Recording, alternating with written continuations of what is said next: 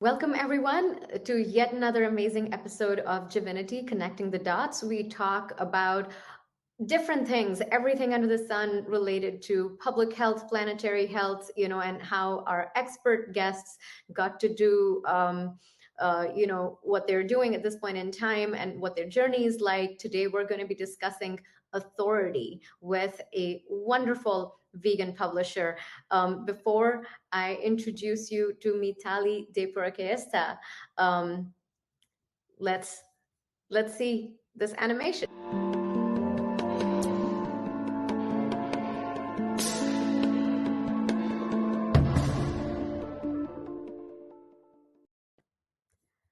Mitali, I'm gonna bring you on stage. And when we were making this animation, my colleague Priyanka and I, we were like, oh my goodness, we are just going to be having so much fun on this conversation because, you know, what has authority got to do with veganism? I mean, it's just one of those things that, piques curiosity and tickles people. And like, what has authority got to do with veganism? But anyway, welcome to the show. Thank you for having me. Yes, and I can't wait to learn everything about your journey. How did you come to be a vegan book publisher? And we're going to talk about a lot of different things, including obviously about authority. So let's start, Mitali. Tell me a little bit about your plant-based transformation story. How did that happen? Okay. Well, I was brought up a vegetarian, but not for animal rights or for the environment or anything, any of those other reasons. It was mainly because I was brought up by a Hindu family, and as I'm sure you're aware, a lot of Hindus, generally, not all, but generally tend to be vegetarian. And then when I turned, I think I was 13, my mother said that I was old enough to make my own mind up now whether I wanted to remain a vegetarian or start eating meat. And I just went to McDonald's and had a hamburger, which just gives you an idea of my mentality as a teenager. I certainly wasn't in an environment where there was any encouragement to love animals. I mean, certainly there was never any encouragement to be cruel to animals. Of course not. My parents were loving, but I'm sure you're aware in Indian culture, the concept of animals tend to be outside. Yeah, they're outside beings, and humans are indoor beings. And the whole pet concept is a very Western concept that has now been adopted. I know many Indian families in India now who have the family dog or they have cats and that sort of thing. But that is a new thing. When my parents were growing up in Bangladesh and India, that wasn't normal. You didn't have animals inside the house. You didn't have pets. So I grew up, when they came to the UK and they had me, those same values were given to me. So animals were, yeah, they're cute, but they're over there, and that's it. And then when I was 13, I was told that I was allowed to do whatever I wanted. So the typical 13-year-old, I rebelled against my parents. So off I went to McDonald's and I started eating hamburgers and cheeseburgers and Big Macs and all that kind of stuff. And I was like that for a very, very long time. And it was only in 2010 that my youngest sister decided that she would like to rescue a cat from our local shelter. I'll be honest with you, I wasn't 100% sold on the idea. I just thought, again, my upbringing is animals are messy, they're noisy, they can be dirty, they bring germs into the house. I really wasn't all that keen in a cat coming into our household. But my little sister was adamant, and this is amazing. She was only 15 years old at the time. She made a petition. She took it to a school and she got about 100 signatures, even from the head teacher and her form teacher. So, and then she presented it to me and my mother. And I remember saying to my mother, "It's like, you need to reward that kind of behavior, especially when a teenager. Most teenagers, their way of trying to get their own way is slamming doors and getting angry and, oh, you don't understand me, and that kind of attitude. And instead, my little sister went and did a very grown-up thing and petitioned it. And I thought that behavior needs to be rewarded. So we relented and said, okay, let's get this cat that she wants. So we went to the shelter. We rescued a cat we called it Isha. So we gave her an Indian name. Within, oh my gosh, Nivi, I think it was very quick. Within 6 or 7 weeks, I just saw a sentience that it floored me. I was just like, we're not told this. We're not told they understand this much. Like Isha would know who was having a bad day, and she was very aware of which member of the family needed her that day, and who was having a down day, who's had a bad day at work, who's had a bad day at school. My younger sister was at school at the time. She just very, very aware. And I just thought, oh my God, we're not told that they understand this much. Now I realize, as I started to go down my journey, I realized the reason why we do that is we couldn't do, as a species, we couldn't do what we do to other species if we actually believed that they have the sentience that I know that they have. The reason we feel we can get away with doing what we do is thinking they don't really know what's going on. Like the average chicken doesn't really know what's going on. The average lamb doesn't know what's happening to it. The average cow doesn't know that makes us feel okay about what we do, and we carry on doing what we do. And that was the breakthrough for me. That's when the realization that, Isha just had such sentience. And this is a species that doesn't even make it into the top 20 of intelligent species on the planet. Cats are not really all that intelligent in the first place. So I was just like, oh my God, like pigs are more intelligent than cats. And I was just like, we farm those and eat those, and just feeling sick to my stomach. Mm-hmm. It still took me a while. It was 2012 before I became vegan. I went down the I call it the fool's gold route, which many pre-vegans go down, which is you're trying to fool yourself into thinking, well, I'll just buy meat from ethical farms, so I'll buy from organic farms. And you go down that route because, again, you're trying to make yourself feel better. Oh, I won't buy from a supermarket because that is, factory farming and that kind of thing. But it's okay if I go to an organic farm. And again, I had to grow through that period and the realization that, yes, it's a lesser of two evils, but it's still evil, And now when I explain it to people, when people tell me, well, why don't you go to an organic farm or like a family farm, that kind of thing, I say, well, it's a bit like racism. Say I have one person who's a member of the KKK, another person who's mildly racist. Does that make the mildly racist person a good person? It's like, no. Okay, they're not as bad as a member of the KKK, but they still just shouldn't be racist in the first place. It's the same thing. It's a lesser of two evils, but it's still not ideal. And the best way to make sure you're not harming any animals is just not to eat them or use them in any way at all. So yeah, it took, I would say, 2.5 years after Isha came into my life. And then that was it. I just woke up one day and I just couldn't do it anymore. It didn't, and the real change for me was when I realized I no longer even looked forward to eating cheese or meat. Whereas during that time, I'd feel guilty eating it, but I would still enjoy the taste. And when the flip happened was when I realized I don't even like the taste anymore. It just kind of makes me feel a bit ill just having it in my mouth. And that was it. And since then I haven't. So it's over 10 years now that I've been vegan. Oh, wow. That's an incredible story, Mitali. Thank you so much for sharing that. And what struck me was how we can only appreciate sentience when we interact with it in a harmonious, friendly, non-violent kind of a way. And for a lot of people, that first interaction is through pets at treating sentient animals as domesticated pets in our human habitat.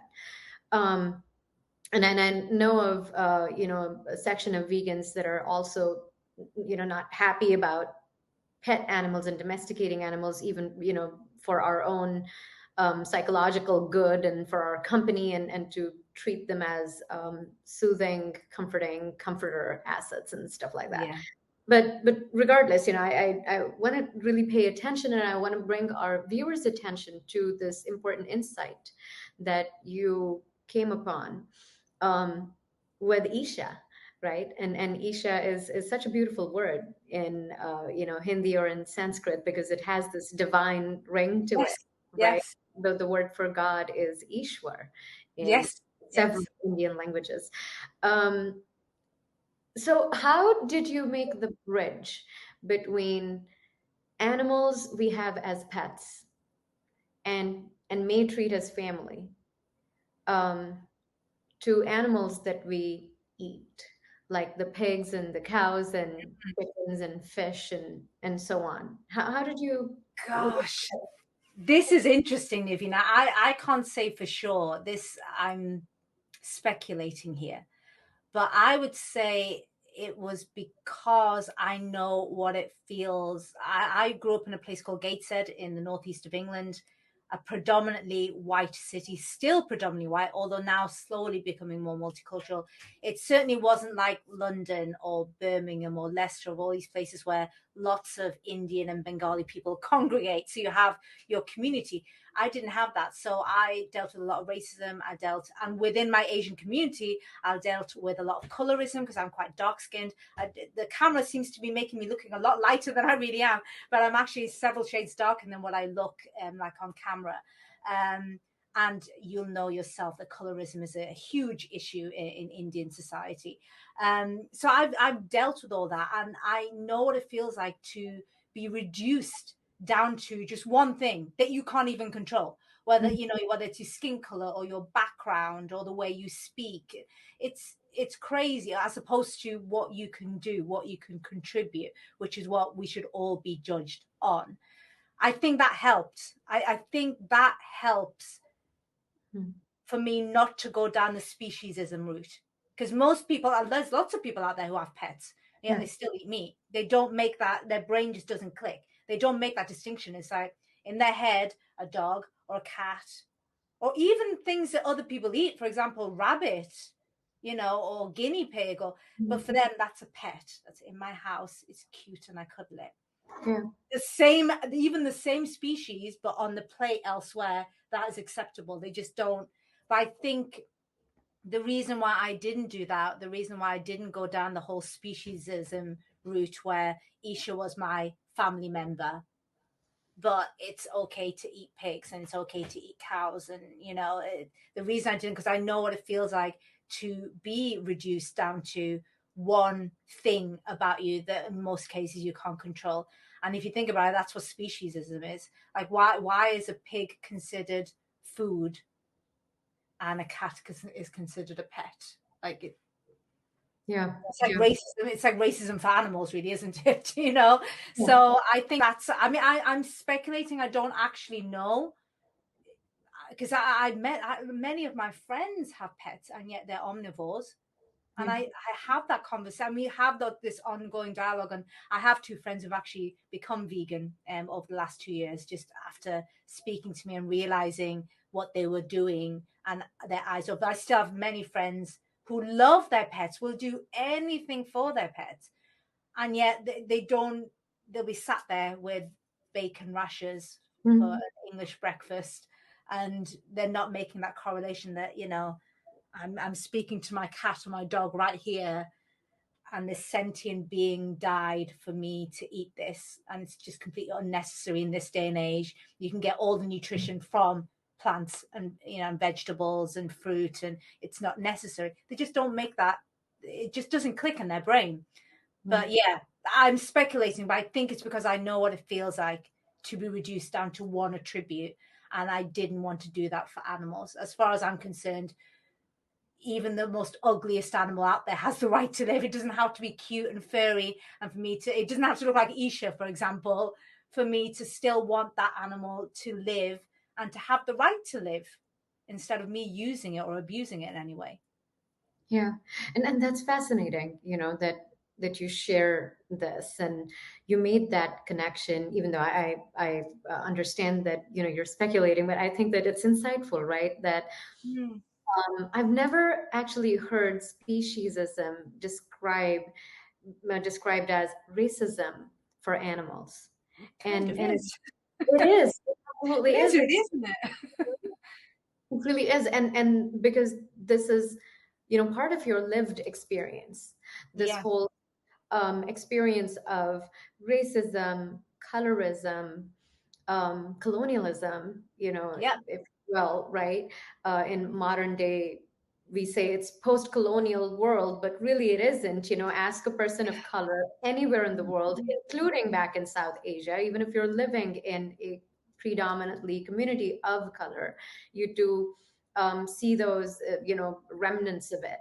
Yeah. And because of this intersectional layer, and you've experienced it, and you're able to then say, well, all sentience is sentience and it's equal, and you're able to Yes. make that connection. Now let me ask you about another bridge that a lot of people don't automatically make, and I have a feeling maybe it's got to do something with your vegetarian upbringing, perhaps, or maybe not, but it's an interesting question that I thought of. So you made the bridge between so-called pet animals and animals that society thinks it's appropriate to eat. But what about the bridge between meat and dairy? Like, how did you connect? Because a lot of people are like, okay, slaughtering animals is clearly violent and we shouldn't do this. But then people don't um, make that part of their anti-dairy logic, or cheese, and so on. Do you remember when that happened? Yeah. Again, I think it was the reason I came into veganism. So what I speak to a lot of vegetarians, some of my friends are vegetarian, and there's a deep belief that killing is wrong.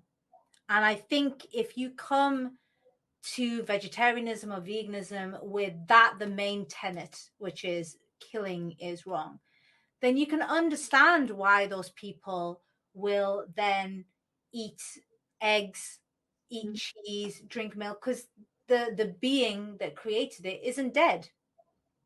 Whereas I came into it understanding that animals have far more sentience than I was led to believe. Yeah. They know what's going on.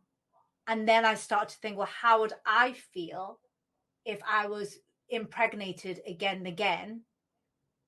So, yeah, and then my baby's been taken away from me, so the milk can be consumed by others. So that's why I never, because a lot of people, they go from being omnivore to being vegetarian to being vegan. It's done in a stage. Whereas I just went, I had a really strange route. If you think vegetarian, then omnivore, then vegan. It was like, talk about doing it topsy-turvy, but I did it in a completely weird and different route to how most people do it. But because of that, because when I was a vegetarian, that wasn't a choice. I was a child living in an Indian household. My mother made incredible vegetarian curries. So I never felt I needed to eat meat. I was happy. And then when I was given the choice that I could go and eat meat, I did a typical teen thing, rebel against my parents and go and do what all these white kids were doing because I wanted to fit in. That was essentially what it is. I don't think I ever sat there and thought I really wanted a McDonald's burger. I think it was because I was living in a predominantly white city where I didn't feel accepted. I had dealt with racism. I had a few white friends.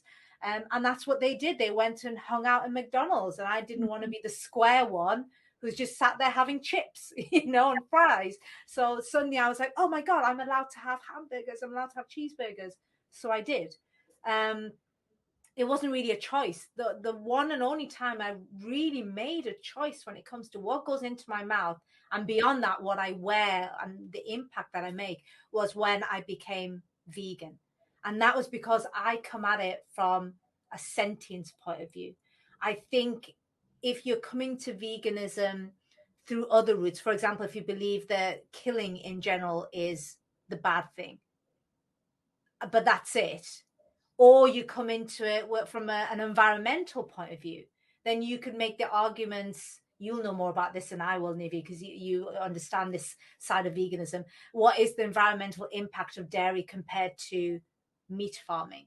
Maybe dairy, it has a lower impact. So then someone who comes into veganism through the environmental factor, they can justify having dairy every so often because it doesn't have the same. Can you see what I mean? You can justify it. But I could not justify it because I was coming at it from a completely different angle, which is animals know a hell of a lot more than we think they know. They really understand what's going on. They have far more complex brains. Even chickens have now been proven to have really large, it's not just like that main mother, father, baby. They understand aunts and uncles, and they have this wider So organizational family. And that's a chicken. Chickens are like, if you think of a farm, they're usually seen as the most lowest level animal there, and they're able to have these big families and recognize other chickens and how they're related to each other. How do you eat that then? But then you not only eat, you can't do anything to exploit them, which is why there's just no way I can have, dairy. There's no way I can have butter, yogurt, eggs, anything like that, because I have to sit there and think, how would I feel? How would I feel if that was doing to me? And I've always thought, well, in all fairness, I think if I was born as a cow in a farm, I think I'd prefer to be born as a beef cow. Because at least, I mean, when do they usually called? About 6 to 9 months? At least you're out of your misery after a few months. A dairy cow has to live like that for years, being impregnated again and again, being milked, having a baby's taken away from her, going through the anguish of a baby's being killed as a byproduct, and then to finally end up as pet food somewhere. That's, to me, is far worse than being a beef cow. So yeah, for me, I couldn't do that. The other thing that came much later, that was the main reason why I couldn't have, dairy at all.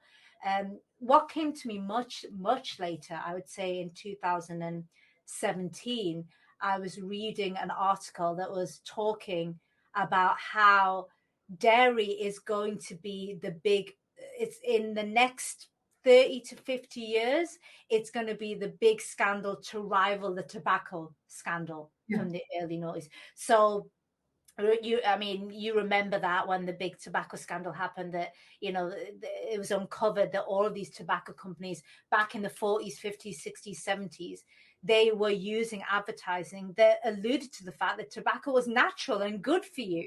If you go as far back as in the 30s, there were doctors that were prescribing smoking to asthma patients, saying it opens up their airwaves, which now we just go, oh my God, that is the craziest thing ever. And I was reading this article about how dairy was going to be the next tobacco scandal.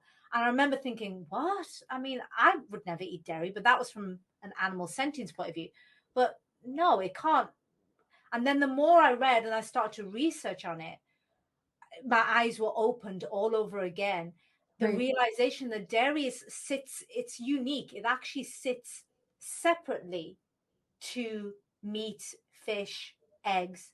In the meat and fish and eggs, as higher order beings, we can make the choice now that it's not the right thing to do. However, animals do eat animals. Animals do eat fish. There are fish that eat fish. Animals do steal another species' eggs and eat them. So it is, as harsh as it is, nature can be harsh, but no animal takes the milk that's meant for the young of another species and drinks it. It's actually, if you think about it, it's perverse what we're doing.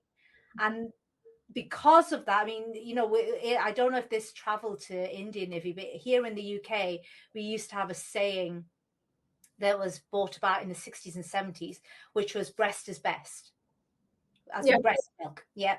And that became like a famous saying.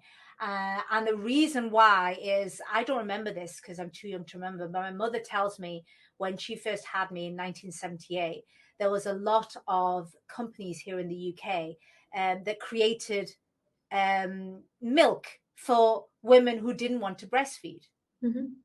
But what they were doing is they were advertising as it was better than breast milk. So they weren't advertising it to women who couldn't make milk. That's different. You need to help those mothers who don't make enough milk for their infant. But they were advertising it to women who can perfectly breastfeed. But they were advertising as this is better than breast milk.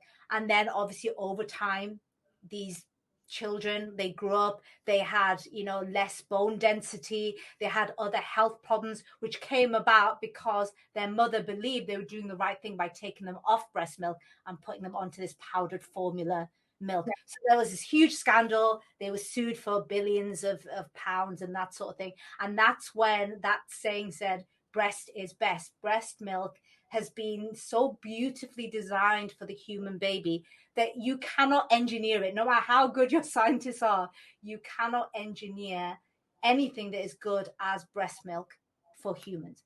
So guess what breast milk for cows is beautifully designed for? Not us. It's not designed for us at all. So Yes. why the hell are we drinking it? Why are we making it into cheese? It's, Yeah. it's crazy to me. It's absolutely crazy to me. Yeah. It's amazing, the epic central insight that you had, which was related to the sentience Mhm. of these other beings. And when you blended it subconsciously with Yeah. your own lived experience of colorism, racism, colonialism, this whole segregatory stratification tendency that human beings have. We tend to stack things up and put something Yeah. on or someone on top, and then we bring other things and, you know, animals or humans, further down on the totem pole and somehow give ourselves the right Yeah. to mete out treatment, which is, prejudiced or different, right? And then what you just mentioned about, there could be natural alternatives to women who are not able to produce breast milk to feed their infants.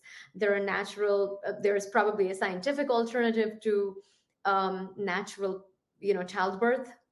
But how, in a consumerist society, which is very extractive in nature, we build, or the industry has advertised and built stories around how it's okay to make these things as an elective choice, Yeah.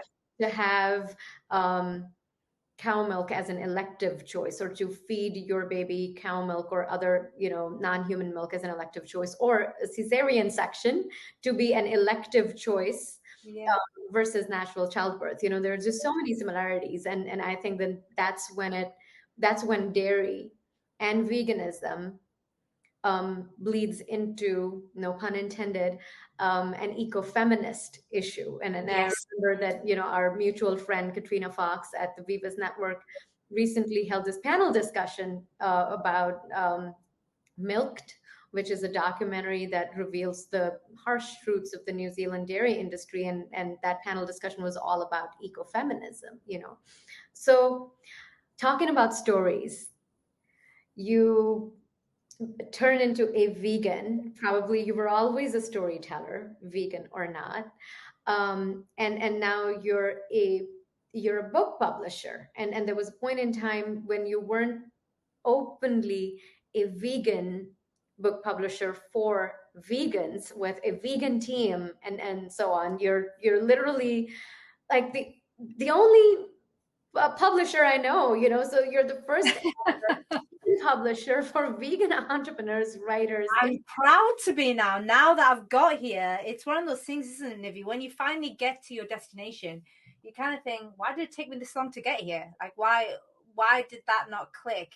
I've been a ghostwriter and a copywriter since 2013, so almost the same amount of time that I've been vegan. I became vegan at the end of 2012, and I started my own business as a copywriter and content writer for a number of different websites around the world in 2013. So it's almost coincided, and yet they came to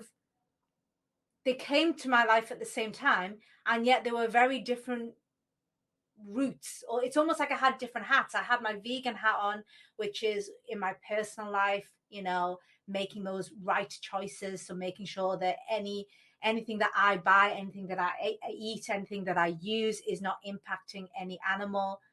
And then I had my writing career and my business, and that just sat separately. And I don't know why I never thought of, well, why would I not work with people who had the same beliefs and ethics as me? I don't know why, Nivi. Now it sounds crazy. It's almost that sounds crazy that I'm even saying to you, but it just didn't even click. It was just something I did. My veganism was my personal thing, Mhm. and my business was my business. And I just never even thought in those terms.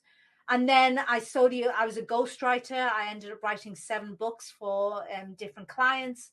Um, and then I had this sort of idea in 2018. I just finished my 7th book. It took me about 6 weeks to write. The first one took me 17 months. So it's a huge difference from the first to the 7th book. And I realized that by the time I wrote the 7th one, I had a recipe. I had like a structure, almost like a cookie cutter. And I can just say, this is how to do it. And I just suddenly thought, why don't I show people my structure, how I do this now? Because that means I can help more people. Because I can only write 5 or 6 books in a year, maybe 7 or 8 at a push. But if I can show people how to write their own books, I can help exponentially more people. So, for example, in the last less than 18 months, 16 months, I published 16 authors. I wouldn't have been able to write 16 books. Even if I stayed awake the whole time and didn't go to sleep, I wouldn't be able to write that many books. It just wouldn't have happened. So, but even then, even when I became a book publisher, I didn't sit there and think, why wouldn't I work with vegan entrepreneurs, vegan business owners, vegan influencers, vegan experts? Again, I just didn't even. I think. Do you know what it is, Nivi? Again, I'm speculating here, but I think the reason why my brain was so slow and didn't click on these things is I came to veganism. I've now found in quite a different and unusual way. Most of the people that I've now met through becoming the vegan publisher, their stories are usually a friend became vegan and then they started to speak to that friend about why have you become vegan, and that friend has influenced them to become vegan. Another major route is they read a book, or they saw a documentary. Like I've spoken to a number of people who say, oh, I saw Seaspiracy and that was it, or I saw Cowspiracy and I couldn't do it anymore. So that's another route. I've also heard people say they've gone to a festival and there was like, an animal rights stand, and they just kind of meandered over and then suddenly was struck and they was like, oh my God. And they didn't even know that was going to happen to them on that day. Those are the stories I usually hear. But what usually these stories all have in common is there's a community. Mm-hmm. I became vegan in complete isolation. For the first 5 years, I think I was the only vegan I knew. So I'm quite unusual in that I started my journey almost just being very bloody minded and just going, well, this is how I want to live my life. And that's that. Everybody else can go to hell, even if they don't like it. I never sought out a community. I never even knew there were that many vegans. And because of that, maybe again, it's because of my background where I've experienced racism, colorism. I can be very sociable, but I'm also very, very comfortable on my own because I've learned to be very, very comfortable on my own. Right. Because I've been isolated a lot of my life. So you learn to cope as best as you can. And because of that, whereas most people, when they start something new, it's natural to go and seek out other people that are on that same journey. Because of my experiences and my background, I didn't do that. So I became a vegan in complete isolation. And I think that had a massive effect on me almost not even being aware that there's this whole world of vegan entrepreneurs and experts who would love someone like me to help them, because I'll be someone who shares their values and ethics. I genuinely had no idea, Nivi, no idea. And then I decided to write my own book, The Freedom Master Plan. That came out in March last year. Doesn't even mention, so this book doesn't even mention that I'm vegan. It only came out last year. I wrote it in October 2020. So at that point, I'd been vegan for 8 years. And yet the book doesn't even mention the fact that I'm vegan, why I'm vegan, because my brain just didn't even click. The two worlds didn't come together.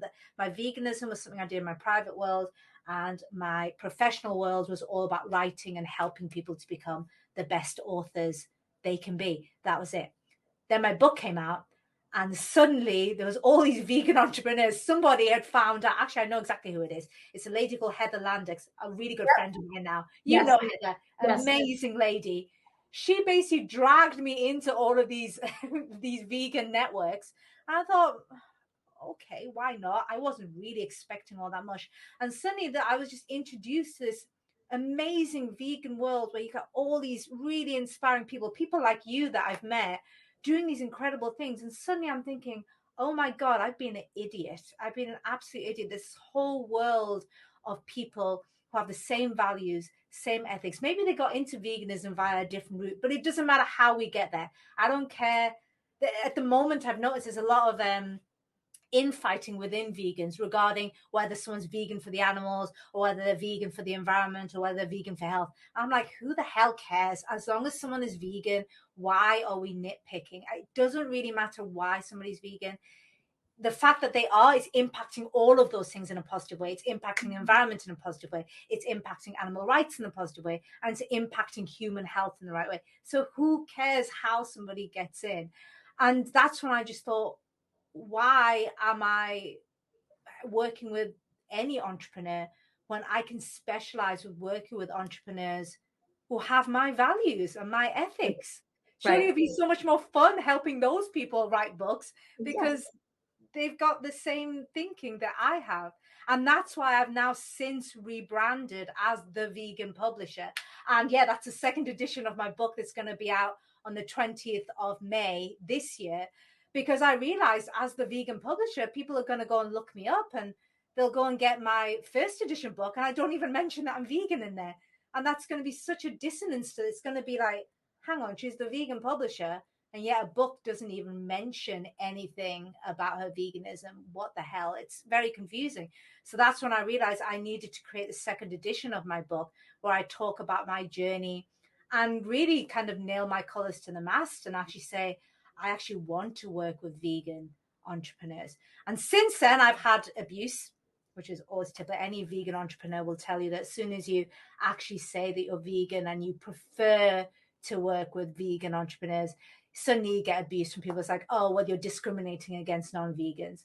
As if that's, for me, discrimination is discrimination against color or gender or sexual orientation or things that you can't help. Yeah. What you choose to put in your mouth is something that you can help. That's not discrimination. Do you know what I mean? That is me saying Right. I want to work with people who have the same ethics as me. That's not Right. discrimination as well. You've made ethical choices.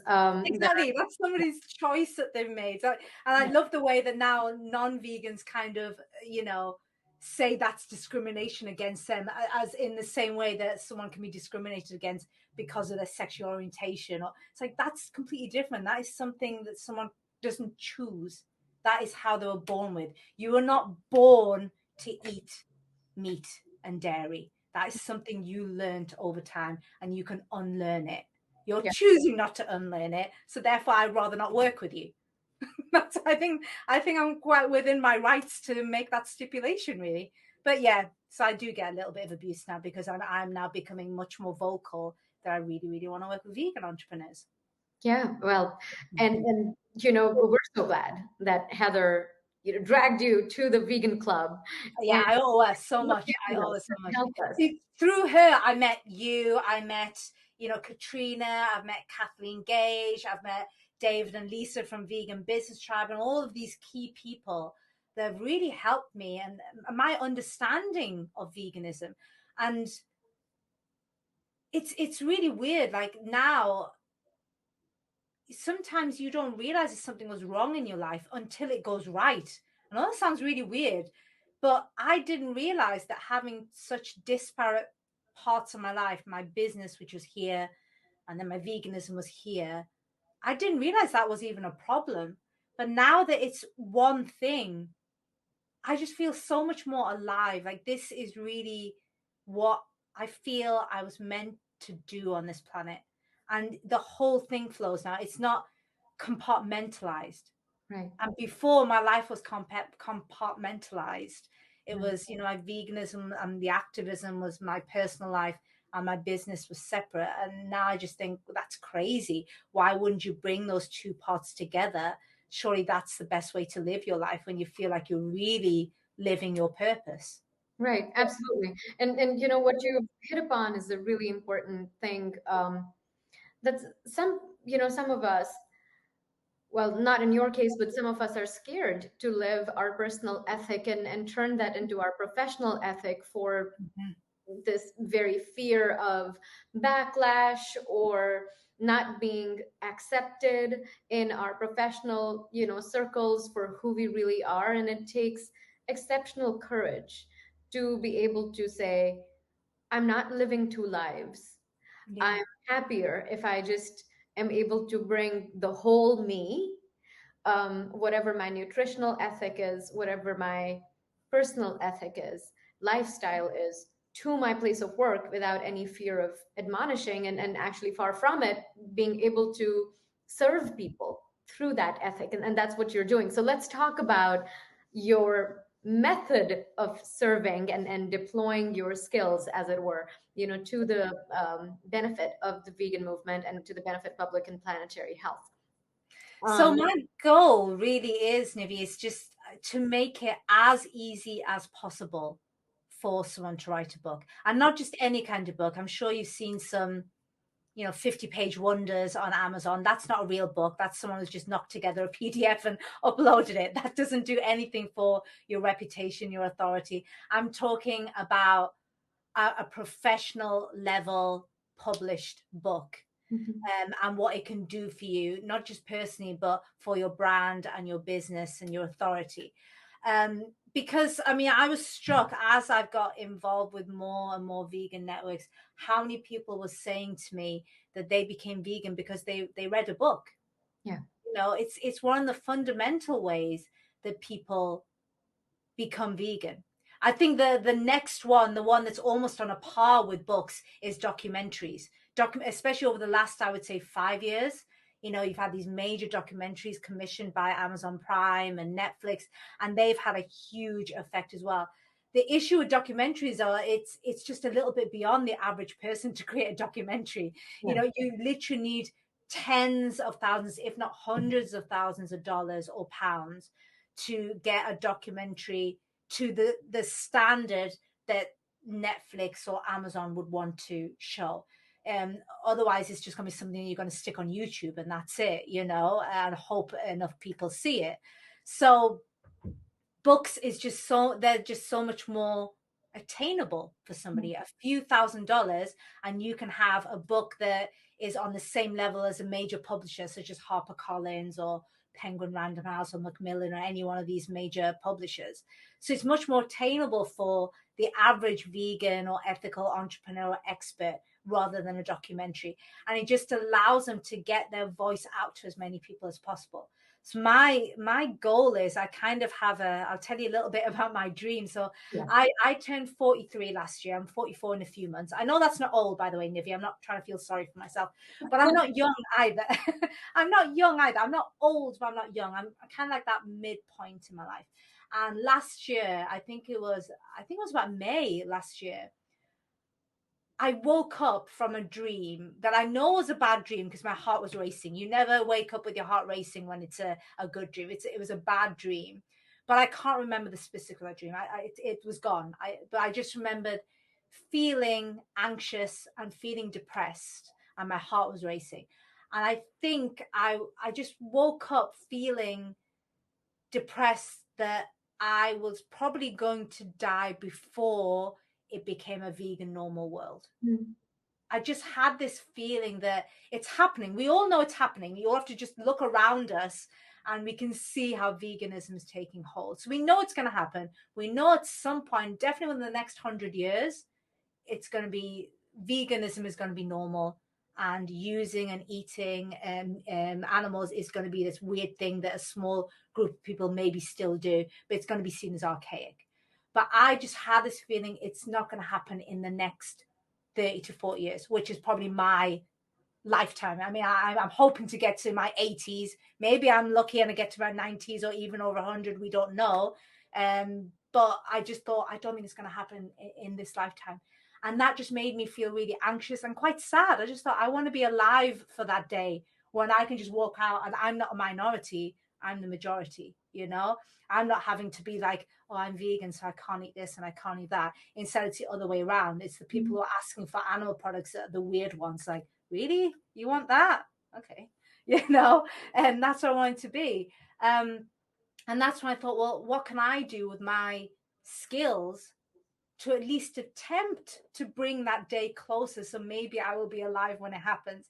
And I just thought I'd be terrible as an animal activist. I am like the biggest wuss in the world. I cry at the drop of a hat.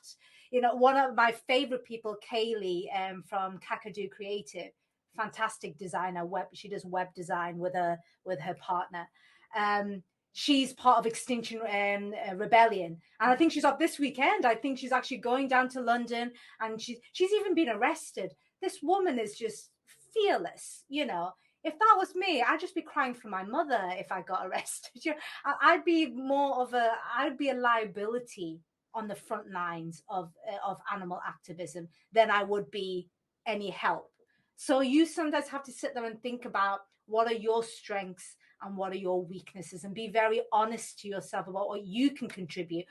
And just saying, well, this is a good idea and just doing it, you could actually be causing more problems for people rather than helping them. So I have to sit there and think, well, what can I do? And I thought, well, my only skill is that I'm very good at writing, and I'm very good at teaching people how to write.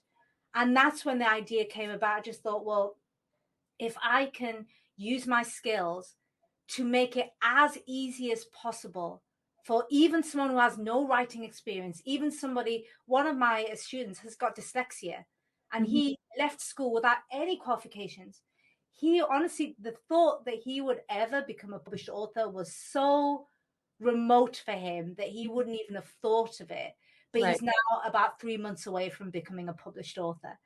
Awesome. So that's what I want to do. I want to make it as easy as possible for people to become professionally published authors, because I know firsthand from being an author myself how books open doors for you.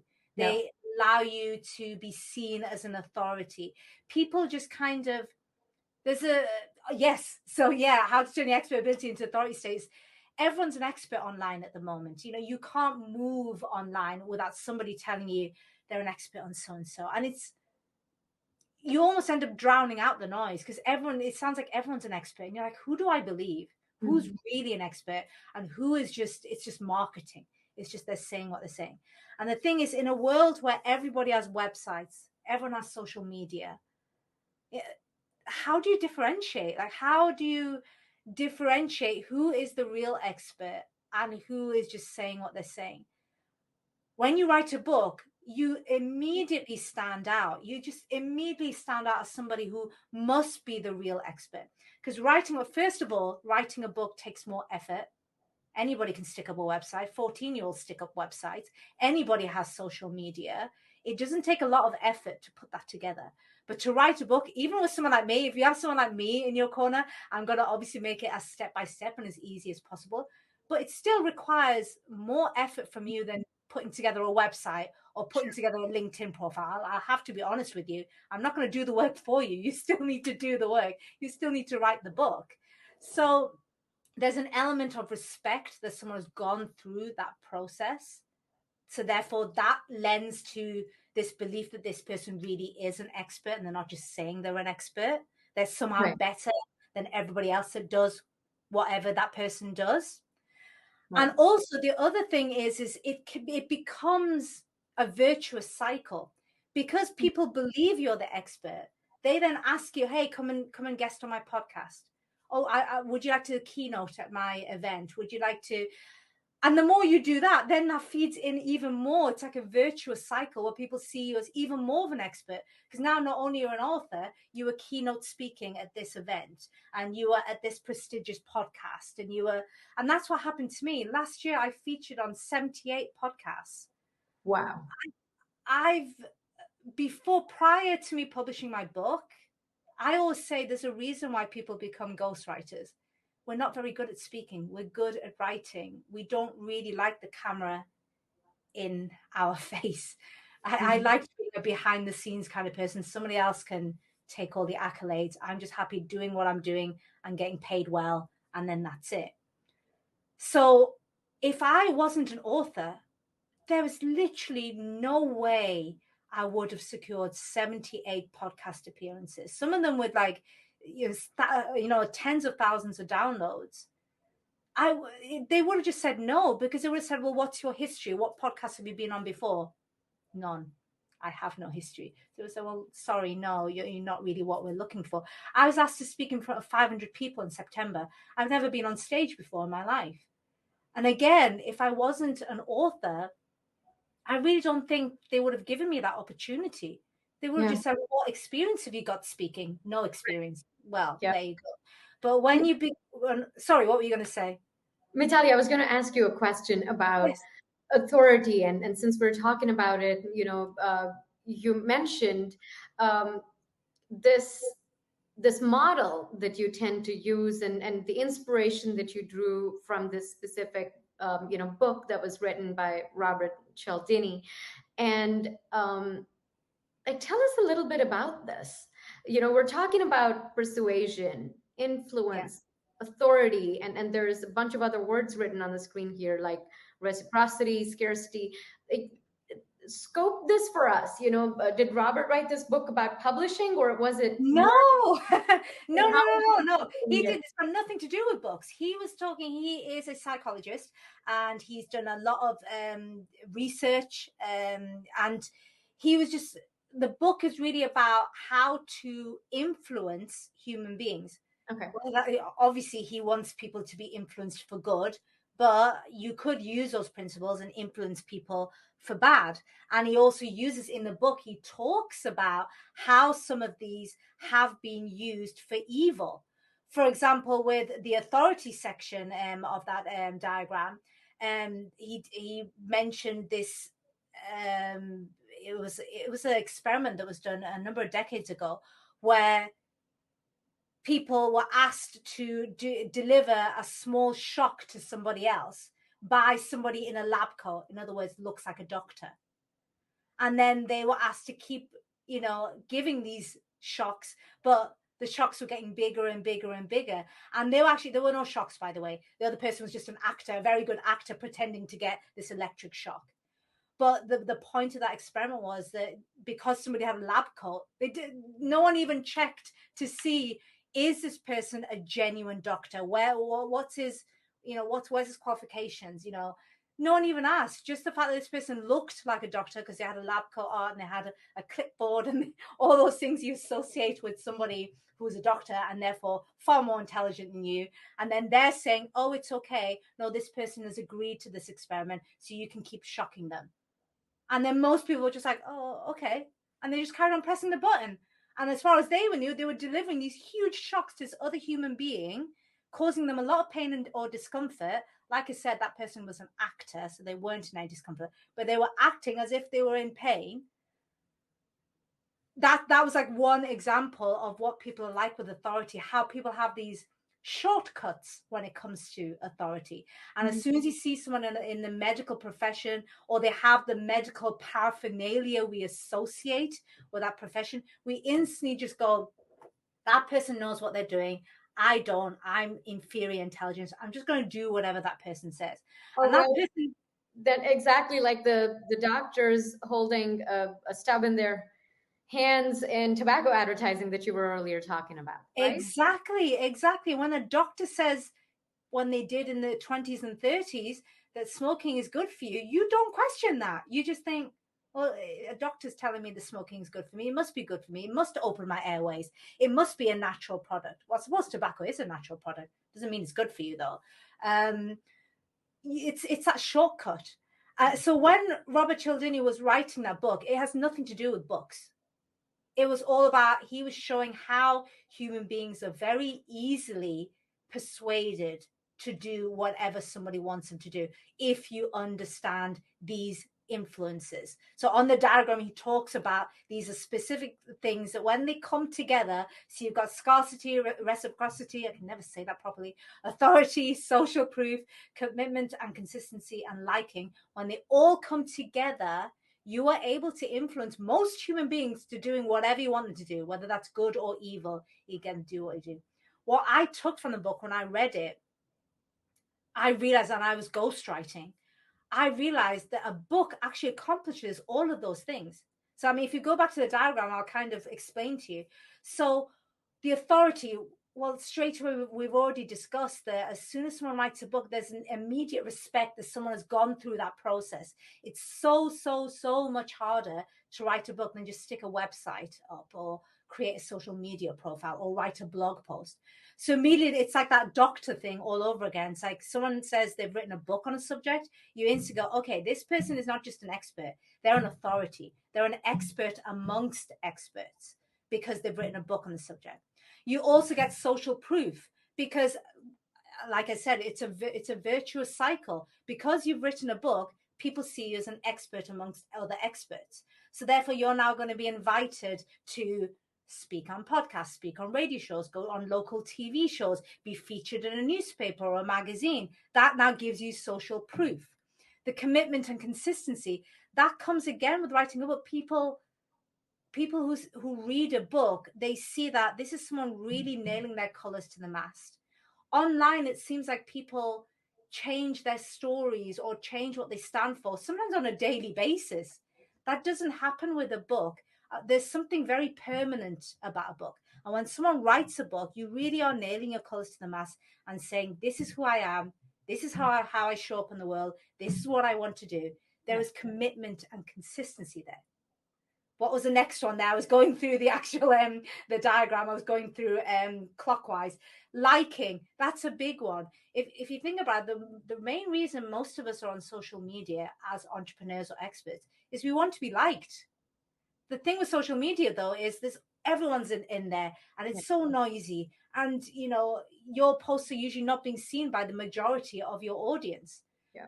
And also there's a temporary nature of social media. It's here today and is gone within a few hours in some cases, never mind the next day.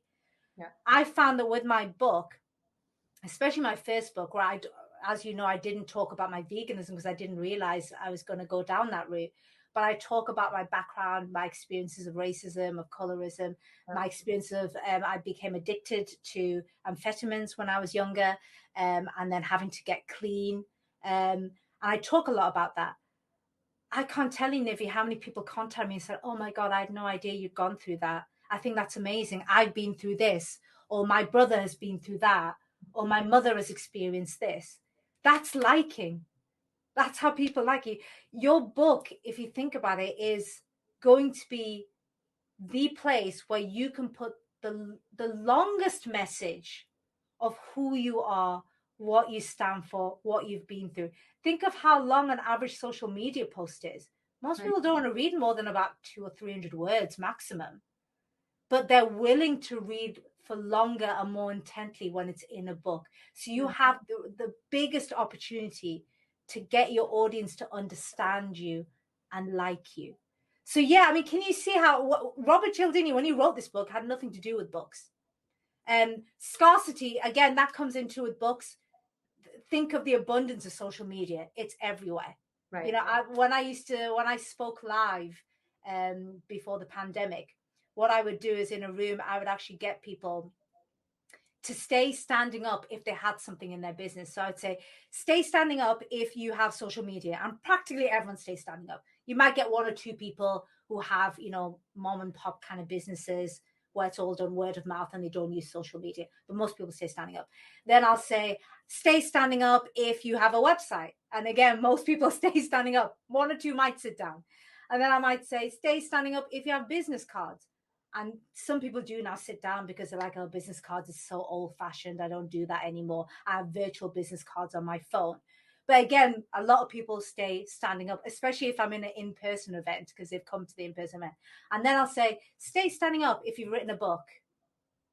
And usually the whole place just sits down, and you might get one person, and then that one person's author, and everyone will be like, oh my God, you're an author. And everyone's like, well done. No one claps because you've got a website or a business card or you're on LinkedIn. No one claps.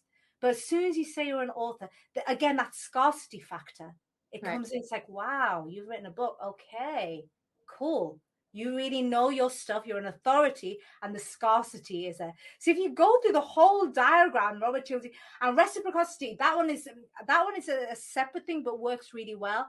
People feel that when you give them a book, whether they buy it, or I've even sent my book out to prospective clients as a gift. Yeah. And I've even had people send me flowers back because I've sent them a book. And I'm like, my book is just my marketing piece, and they've ended up becoming my clients. And yet they've sent me flowers. Now imagine if you send somebody to your website, do you think they will feel any need to reciprocate the fact that you sent them a link? They'll be like, I don't need to reciprocate that. They just want me to have a look at their website. So I did.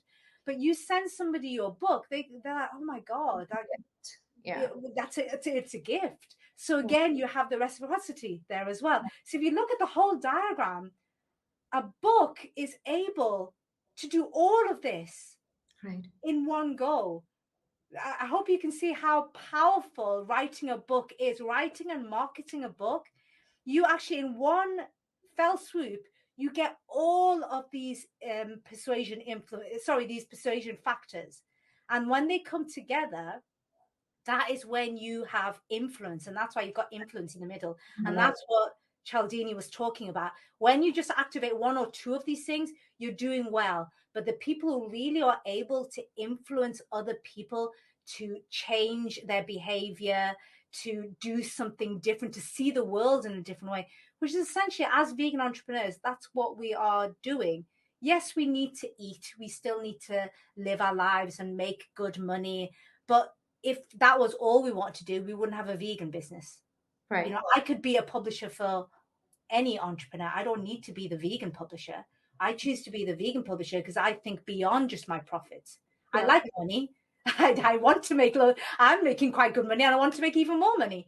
But I have an overriding sense of purpose beyond just making profits from my business. Yeah. Which is I want to help vegan entrepreneurs thrive. And all vegan entrepreneurs, whatever they're doing, whether they're vegan accountants, whether they have a vegan restaurant, whether they're making vegan leather bags, it doesn't matter what they're doing.